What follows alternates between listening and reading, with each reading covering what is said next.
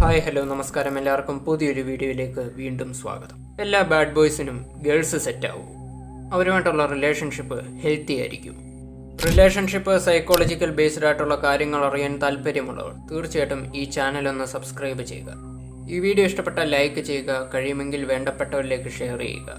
നിങ്ങളുടെ അഭിപ്രായങ്ങൾ കമൻറ്റ് ബോക്സിൽ അറിയിക്കുക. ബാഡ് ബോയ്സ് നമ്മുടെ നാട്ടുഭാഷയിലൊക്കെ പറഞ്ഞാൽ അലമ്പി നടക്കുന്ന, കാട് കയറി നടക്കുന്ന, തോന്നിവാസം കാണിച്ച് നടക്കുന്ന ചില ആൾക്കാർ, അത്യാവശ്യം നല്ല ഹൈപ്പർ ആക്റ്റീവ് ആയിട്ടുള്ള, അത്യാവശ്യം അഡ്വഞ്ചറസ് ആയിട്ടുള്ള, നല്ല ധൈര്യമുള്ള, മുഖത്ത് നോക്കിയ കാര്യങ്ങൾ പറയുന്ന ഏതാനും കുറച്ച് ആളുകൾ. ഇതുപോലെ ബാഡ് ബോയ്സിനെ കുറിച്ച് നിങ്ങൾക്കറിയുന്ന കാര്യങ്ങളും അഭിപ്രായങ്ങളും എല്ലാം താഴെ കമൻറ്റ് ചെയ്യും. ഇവരിൽ പലരും നല്ല ലീഡർഷിപ്പ് മെൻറ്റാലിറ്റി ഉള്ളവരും നല്ല ഡോമിനേറ്റഡ് ആയിട്ടുള്ള ആളുകളായിരിക്കും. ഇവരുടെ ഡോമിനൻസും ഇവരുടെ ആറ്റിറ്റ്യൂഡും ഇതൊക്കെ കണ്ടിട്ടായിരിക്കും പല പെൺകുട്ടികളും വലിയ അട്രാക്റ്റഡ് ആവും. സൈക്കോളജിക്കലായിട്ടുള്ള പല പഠനങ്ങളും പറയുന്നത് ഒരു റിലേഷൻഷിപ്പിൻ്റെ കേസ് വരുമ്പോൾ പല പെൺകുട്ടികളും ചൂസ് ചെയ്യുന്നത് ബാഡ് ബോയ്സിനെ ആയിരിക്കും. അത് അവരുടെ ആറ്റിറ്റ്യൂഡും ആ ഒരു മെൻറ്റാലിറ്റിയും ആ ഒരു സുപ്പീരിയോറിറ്റിയൊക്കെ കണ്ടിട്ട് തന്നെയാണ് അവരുടെ റിലേഷൻഷിപ്പിൽ ഈ ഗേൾസ് അവരെ ചൂസ് ചെയ്യുന്നത്. പക്ഷേ ഒരു മാരേജ് അല്ലെങ്കിൽ ഒരു കല്യാണത്തിൻ്റെ ഘട്ടം വരുമ്പോൾ അവർ പലപ്പോഴും ചൂസ് ചെയ്യുന്നത് നൈസ് ഗേൾസിനെ ആയിരിക്കും. അതിനൊരു കാരണമുണ്ട്. നൈസ് ഗേൾസ് അല്ലെങ്കിൽ ഗുഡ് ബോയ്സ് ആരാണെന്ന് ഞാൻ പ്രത്യേകം പറയേണ്ട കാര്യമില്ല. എന്നെ നിങ്ങളെയൊക്കെ പോലത്തെ നല്ല നല്ല ആമ്പിള്ളേർ. ഗേൾസ് പലപ്പോഴും ലീഡർഷിപ്പ് സ്കിൽസ് ഉള്ള, ഡോമിനേറ്റഡ് ആയിട്ടുള്ള, അതുപോലെ സുപ്പീരിയർ ആയിട്ടുള്ള ഈ ആണുങ്ങളെ ആയിരിക്കും തങ്ങളുടെ പാർട്ട്ണറാക്കാൻ ശ്രമിക്കാറ്. അപ്പോൾ ഇത്തരം ക്വാളിറ്റീസ് മിക്ക ബാഡ് ബോയ്സിൽ ഉള്ളത് കൊണ്ട് തന്നെ അവർ കൂടുതലും ബാഡ് ബോയ്സിലേക്ക് അട്രാക്റ്റഡ് ആവുകയും അവരുമായിട്ടൊരു റിലേഷൻഷിപ്പ് സ്റ്റാർട്ട് ചെയ്യുകയൊക്കെ ചെയ്യും. എന്നാൽ ഇത്രയും മാത്രമല്ല ഗേൾസിന് വേണ്ടത്. ഇതിൻ്റെ കൂടെ തന്നെ അവരുടെ ഒരു കൺട്രോളിൽ നിൽക്കുന്ന വ്യക്തിയും കൂടി ആയിരിക്കണം ഇവരുടെ പാർട്ട്ണർ എന്ന് പറയുന്നത്. ലീഡർഷിപ്പ്, ഡോമിനൻസ് അതുപോലത്തെ കാര്യങ്ങളുടെ കൂടെ തന്നെ അവരുടെ കൺട്രോളിലും കൂടി നിൽക്കുന്ന ഒരു പാർട്ട്ണറെ ആയിരിക്കും അവർ കൂടുതലായിട്ടും പ്രിഫർ ചെയ്യുന്നത്.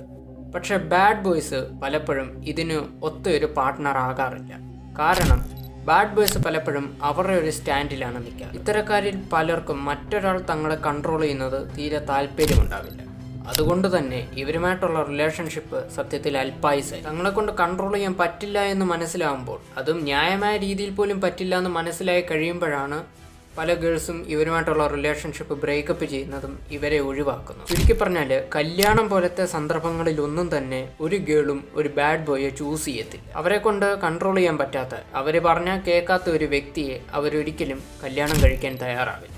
ഇനിയും കല്യാണത്തിൻ്റെ സന്ദർഭം വരുമ്പോൾ ഇവർ നോക്കുന്നത് അത്യാവശ്യം പ്രൊഡക്റ്റീവായിട്ടുള്ള ഒരു നൈസ് ഗൈയെ ആയിരിക്കും.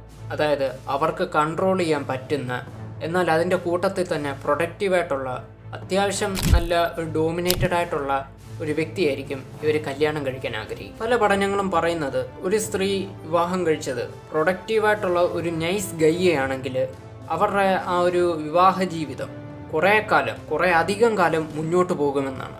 അതിൻ്റെ കാരണം ഇതിനോടകം തന്നെ നിങ്ങൾക്ക് മനസ്സിലായിട്ടുണ്ടാവും. ഈ നൈസ് ഗൈസ് ആയിട്ടുള്ള ഇത്തരത്തിലുള്ള ആളുകൾ വളരെയധികം പ്രൊഡക്റ്റീവായിരിക്കും. അതുകൊണ്ട് ഫിനാൻഷ്യലി, അതുപോലെ ഇമോഷണലി, അതുപോലെ ബയോളജിക്കലി ഇവർ പാർട്ട്ണറുടെ ആവശ്യങ്ങൾ നിറവേറ്റി കൊടുക്കും. അതിൻ്റെ കൂടെ തന്നെ ഇവർ പാർട്ട്ണറുടെ ഒരു കൺട്രോളിലുള്ള വ്യക്തിയും കൂടെ ആയതുകൊണ്ട് ഇവരുടെ റിലേഷൻഷിപ്പ് അത്യാവശ്യം ഹെൽത്തിയുമായിരിക്കും.